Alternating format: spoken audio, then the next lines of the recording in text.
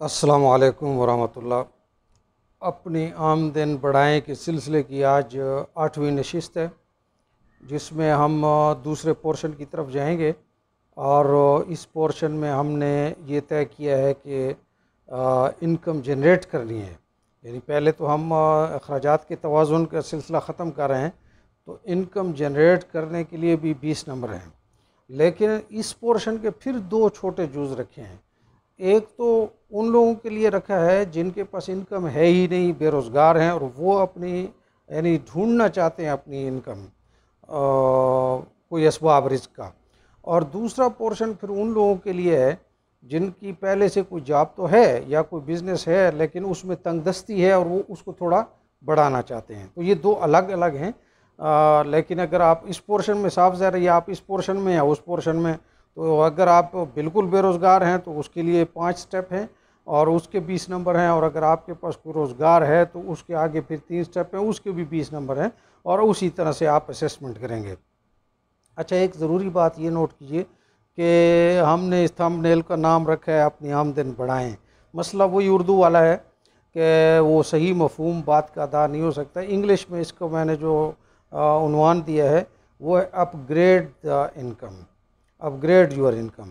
تو increase your income نہیں ہے، اپ گریڈ یور انکم ہے۔ انکریز کا تعلق کوانٹٹی سے ہے اور اپ گریڈ کا تعلق کوالٹی سے ہے۔ تو یہ ساری ڈسکشن ہماری اپنی انکم کو اپ گریڈ کرنے کے متعلق ہے۔ ہو سکتا ہے ایک آدمی کی انکم انکریز بہت ہو جائے، لاکھوں کروڑوں میں ہو جائے، لیکن وہ اپ گریڈ نہ ہو تو پھر اس کے وہ پورا نہیں ہو سکتا مسئلہ۔ خیر، اب ہم اپنے موضوع پر آتے ہیں۔ پہلے شروع کرتے ہیں اس کے لیے بے روزگار نوجوانوں کے لیے۔ اچھا، اب ہماری بحث ہے ذرائع آمدن کو بڑھانا۔ اس میں سب سے پہلے تو ان لوگوں کی خدمت میں کچھ معروضات پیش کریں گے جو روزگار شروع کرنے کا ارادہ رکھتے ہیں۔ اس پورشن کے لیے 20 نمبر رکھے ہیں ہم نے۔ دیکھیے، شروع سے ہم نے یہ کہا تھا کہ جو مادی اسباب کے 40 نمبر ہیں، اس میں 20 نمبر ہم نے رکھے تھے آمدن کے بڑھانے کے۔ تو اب اس میں یعنی جو آمدن بڑھانا ہے اور بے روزگار افراد ہیں ان کے لیے پھر 5 پورشن کیے ہیں، وہ تفصیل سے ہم اس پہ بات کرتے ہیں۔ یہ 5 پورشن جو ہیں یہ آپ کے سامنے ہیں۔ صحبت کا بدلنا، فن سے مشورہ، فیزیبلٹی رپورٹ، ان سب کے 4 نمبر ہیں۔ تو سب سے پہلے ہم اس کو لیتے ہیں کہ آمدنی کا بڑھانا۔ تو اس میں دیکھیے، معاشی لحاظ سے 3 قسم کے لوگ ہوتے ہیں دنیا میں، ہماری سوسائٹی میں۔ ایک تاجر پیشہ لوگ ہوتے ہیں، بزنس مین ہوتے ہیں، ایک زراعت پیشہ لوگ ہوتے ہیں، اور ایک ملازمت پیشہ لوگ ہوتے ہیں۔ تو سب سے پہلے وہ نوجوان جو ابھی تک بے روزگار ہیں ان کی خدمت میں یہ درخواست ہے کہ دیکھیے، گھر میں اگر معاشی ناہمواری چل رہی ہے، گھر میں مسائل ہیں، خرچے پورے نہیں ہو رہے، تنگی ہے، تو گھر کے مرد کی جو سب سے پہلی دینی یا دنیاوی ذمہ داری بنتی ہے وہ اپنے گھر کے معاش کا انتظام کرنا ہوتا ہے۔ نوجوان اس طرح توجہ رکھیں، یہ سب سے پہلا تقاضا ہے۔ خدا کے رسول نے مدینہ ہجرت کے بعد سب سے پہلا کام یہی کیا کہ اپنے ساتھیوں کے معاش کا انتظام کیا تھا، جس کے لیے اخوت کا نظام ترتیب دیا۔ مکہ سے جو آئے تھے ان کو سب سے پہلے دوسرا مدینے والوں کا بھائی بھائی بنا کر، تاکہ وہ اپنے پاؤں پہ کھڑے ہو جائیں، ان کو کوئی یعنی سہارا مل جائے۔ تو یہ حضور صلی اللہ علیہ وسلم نے کیا تھا۔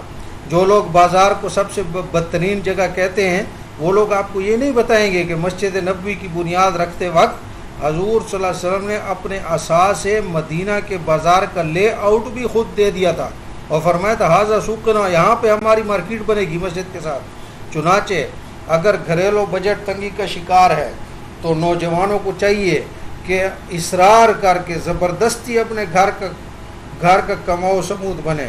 اس کے لیے آپ کو تعلیمی سلسلہ منقطع کرنا پڑے یا پوسٹ پون کرنا پڑے، کر لیں۔ ہر حال میں ڈگری لینا نہ تو شرعی ضرورت ہے نہ دنیاوی ضرورت ہے کہ باپ بیچارے کی کمر جھک گئی ہے، گھر کے خرچے پورے نہیں ہو رہے، اور یہ کہہ رہے نہیں میں نے تو ایم فل کرنی ہے، چاہے آپ اپنا گھر کے برتن بیچو۔ اور یہ جو لوگ استثنائی واقعات بتاتے ہیں نا کہ فلاں نے ایسے کر لیا تھا، وہ پھر اس وقت تو تنگ ہو گیا، 3-4 سال کی تنگی، پھر یہ لاکھوں میں کھیلنے لگا، ایسے واقعات سے جو لوگ استدلال کرتے ہیں ایکسکلوزو قسم کے لوگ، تو ان کا پھر حوصلہ بھی ایکسکلوزو ہونا چاہیے۔ خود اپنی حالت یہ ہے کہ 2 ٹائم کی روٹی نہ ملے تو رنگ پیلا ہو جاتے ہیں، اور مثال ان کی دیتے ہیں جو پھر ایک ہفتہ فاقے گزارتے ہیں۔ بہرحال غریب گھر کے نوجوان کا پہلا فرض یہ ہے کہ اپنے روزگار کی ترتیب بنائے، یہ اس کا پہلا فرض ہے۔ تو بے روزگار افراد کی خدمت میں پہلی گزارش میری یہ ہے کہ صحبت کو بدلو۔ جب ایک نوجوان یہ طے کر لے کہ بے روزگار نہیں رہنا، تو سب سے پہلے کام یہ کرے کہ اپنی صحبت کو بدلے، اپنی کمپنی جس دوستوں کی کمپنی اس کو بدلے، بزنس، نوکری، زراعت، جس طرح بھی اس کی طبیعت میں جھکاؤ محسوس ہو اس شعبہ کے لوگوں کی صحبت اختیار کرے۔ اپنے جیسے بے روزگار، نشئی، طفیلیے لوگوں کے علاوہ ان سے تو بچے ہی بچے، پھر ایسے بے عمل صوفیوں کی مجلس سے بھی خصوصاً بچے جو ہر وقت ملعون دنیا سے متنفر کرتے رہتے ہیں، اور خود اپنی خانقاہ میں انہوں نے ماربل لگائے ہوئے ہیں اور ریشمی پردے لگائے ہوئے ہیں۔ دیندار اور دنیا دار کی تقسیم جو ہے نا، یہ بہت خطرناک فارمولہ ہے جس نے کئی جوانوں کو قوت عمل سے محروم کر دیا ہے۔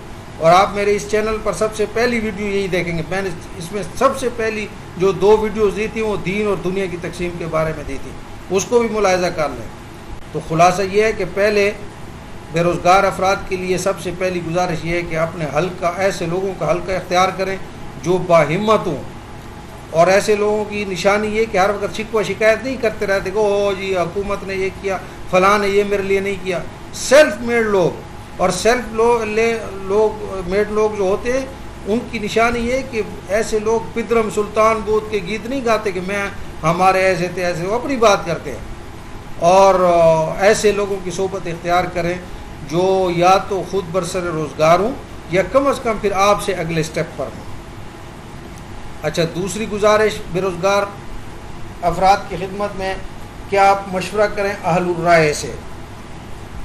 جب آپ نے صحبت بدلی ہوگی، کمپنی اپنی بدل لیں گے تو آپ میں روزگار کا عزم تو پیدا ہوگا۔ اب اس کے لیے 2 قسم کے لوگوں سے آپ نے مشورہ کرنا ہے، ایک مخلصین سے اور دوسرا پروفیشنل لوگوں سے۔ مخلصین میں آپ کے والدین ہیں، بیوی بچے ہیں، یہ مخلصین ہیں۔ والدین اور بیوی بچوں کے علاوہ کوئی مخلص نہیں ہے، یاد رکھیں۔ نہ کوئی آپ کے دوست، نہ آپ کے پیر صاحب، نہ کوئی اور۔ جس کا والد زندہ ہے اس کو کسی پیر سے مشورے کی ضرورت نہیں ہے، مسلمان والد ہی کافی ہے، وہ اپنے والد کے ہاتھ پہ بیعت کریں۔ اور پروفیشنل لوگوں سے مراد یہ ہے کہ جو روزگار آپ اپنانا چاہتے ہیں اسی فیلڈ میں، آپ جون سا بھی فیلڈ لینا چاہتے ہیں اس فیلڈ کے جو ایکسپیرینس لوگ ہیں ان سے مشورہ کریں۔ ایک بات یہ بھی یاد رکھیں، جب کوئی بندہ کسی بھی کام میں کسی سے بھی مشورہ کرتا ہے تو اس مشورے کا امیر جو ہوتا ہے وہ خود ہوتا ہے، یعنی اس نے ہی فیصلہ کرنا ہے۔ مشورہ آپ سب سے لیں، اپنی ایک رائے بنائیں، لیکن کسی شخص کی محض بزرگی کو دیکھ کر کے یہ بڑا بزرگ آدمی ہے تو اپنی سوچی سمجھی رائے کو نہیں بدلنا۔ صحابہ کرام نے اپنی پرائیویٹ لائف میں بعض اوقات رسول اکرم صلی اللہ علیہ وسلم کا مشورہ بھی نہیں مانا تھا، اور یہ بھی رسول اکرم صلی اللہ علیہ وسلم کی ہی تربیت تھی۔ انہوں نے فرمایا تمہاری دنیا کی زندگی کے بارے میں خود اپنے فیصلے کر لیا کرو۔ تو اسی لیے انہوں نے اپنی جو پرائیویٹ زندگی تھی بعض اوقات حضور سے پوچھتے تھے کہ یا رسول اللہ یہ آپ کو حکم ہے یا مشورہ ہے؟ تو ایسے بھی صحابہ ہیں جن کو حضور نے فرمایا کہ نہیں یہ تو میرا مشورہ ہے، تو پھر انہوں نے نہیں مانا، مطلب ہے اپنے بات پہ عمل کیا۔ تو اس امت کا، ہماری امت کا اصل مشورے پر ہے۔ مشورے والا میسر نہ ہو پھر استخارہ کیا جاتا ہے۔ استخارہ کیا چیز ہے؟ 2 رکعت نفل یا جو بھی استخارہ ہوتا ہے یہ خدا سے مشورہ کرنا ہے، لیکن لوگوں سے مشورہ پرائمری چیز ہے اور استخارہ سیکنڈری چیز ہے۔ اگر آپ کے لوگوں کے مشورے میں طے ہو گیا کہ یہ کام کرو اور استخارہ آپ نہ بھی کریں ٹھیک ہے، لیکن استخارے میں کر لیں اور آج نہ کرو پھر بھی مشورہ مقدم ہے، مشورے کو آپ نے فوقیت دینی ہے۔ تیسری گزارش یہ ہے کہ جب آپ نے مشورہ بھی کر لیا، مزاج آپ کا بن گیا ہے، مشورہ بھی ہو گیا ہے، تو پھر جس کام کا عزم کیا ہے اس کی فیزیبلٹی رپورٹ بنانی ہے۔ تجارت کرنا ہے یا نوکری کرنا ہے تو اس کے لیے آپ نے ریٹن منصوبہ بندی کرنی ہے، لکھنا ضروری ہے۔ یہ لکھنا بہت بڑی بات ہے۔ پتہ نہیں کہتے ہیں عرب کے اس زمانے میں بدو ہوتے تھے اور لکھنا پڑھنا کوئی نہیں جانتا تھا۔ یہ قرآن نے ایسے حکم دیا کہ آپ جو ہے نا جب بھی قرضہ لیا کرو تو لکھ لیا کرو، اور لکھنے والا نہ ملے تو پھر کسی کو ڈھونڈو۔ تو اس کا مطلب ہے کوئی اتنا تو نہیں تھا، لکھنا اس وقت عام تھا۔ بہرحال اگر آپ نے زراعت یا تجارت کرنا ہے تو اپنے بجٹ کے مطابق جو بھی آپ کے پاس ہے آپ سروے کر لیجئے پہلے اطمینان سے، اور اس میں کچھ ٹائم لگتا ہے تو لگانے دیجیے۔ اور اگر آپ نے جاب کے لیے اپلائی کرنا ہے تو اس کے لیے بھی پروفیشنل سے مدد لیں، مشورہ کریں، انٹرنیٹ پہ دیکھیں اور ایک بہترین قسم کا اپنا سی وی بنائیں۔ سی وی بنانا بھی ایک فن ہے، اور اس میں اپنی ساری سکلز پیش کریں، کوئی گھبرانے کی ضرورت نہیں، کوئی عاجزی کی ضرورت نہیں۔ اور یوسف علیہ السلام نے جب خود کو عزیز مصر کی فائنانس منسٹر کے لیے پیش کیا تو انہوں نے اپنی اس صفت کا کہ میں امین بھی ہوں، حفیظ بھی ہوں، اس کا یعنی اپنے سی وی میں ذکر کیا، اپنے آپ کو پیش کرتے ہوئے آپ کو بتایا کہ میری سکلز ہیں۔ اور آپ کو یہ بتانے کی ضرورت نہیں ہے کہ صحابہ کرام اور رسول اکرم صلی اللہ علیہ وسلم جب جنگوں میں جاتے تھے تو اس وقت تو پلاننگ کرتے ہی تھے، اپنی ڈیلی لائف میں بھی پری پلاننگ کو کتنی اہمیت دیتے تھے۔ اگر آپ حضرات میں سے کوئی تبلیغی جماعت میں گئے ہوں تو وہاں آپ کو معلوم ہوگا کہ ہر عمل سے پہلے ایک مذاکرہ ہوتا ہے تبلیغی جماعت میں۔ مثلا خدمت کا عمل ہے تو خدمت کے ساتھ ہی آپس میں مذاکرہ کرتے ہیں، کیا لینا ہے، کیا خریدنا ہے، وغیرہ وغیرہ، سودا سود ہے، خصوصی گشت پہ جانا ہے، اس کے لیے پہلے ساتھیوں سے مذاکرہ ہوتا ہے، سفر کا مذاکرہ ہوتا ہے، سونے کا، جاگنے کا، یعنی کپڑے پہننے کا، ہر چیز کا مذاکرہ ہوتا ہے۔ یہ مذاکرہ کیا چیز ہے؟ یہ دراصل ہر ایکٹیویٹی کی پری پلاننگ ہے یا فیزیبلٹی ہے۔ آپ رات کو آپ تبلیغ والے سونا چاہتے ہیں، سونے سے پہلے مذاکرہ کیا، اور سونے کا جو عمل ہے اس کے لیے بھی پلاننگ ہو رہی ہے، اس کی فیزیبلٹی بن رہی ہے۔ تو یہ چیزیں آپ اپنے ذہن میں رکھیے۔ کل 5 سٹیپس ہم نے کرنے تھے ان لوگوں کے لیے جن کے پاس روزگار نہیں ہے، جن میں سے ہم نے 3 کر لیے ہیں اور 2 باقی ہیں۔ تو 2 سٹیپ یہ باقی ہیں، اور اس کے علاوہ پھر ہمارے پاس وہ پورشن ہے جن کی آمدنی برسر روزگار ہے اور اپنی آمدنی بڑھانا چاہتے ہیں، لیکن مطلب ہے اس کو ہم انشاءاللہ اگلی اس میں لیں گے، کوشش کریں گے کہ ہم اس کو جتنا شارٹ سے شارٹ ہو سکے اتنا ہم کر سکیں۔ السلام علیکم ورحمۃ اللہ۔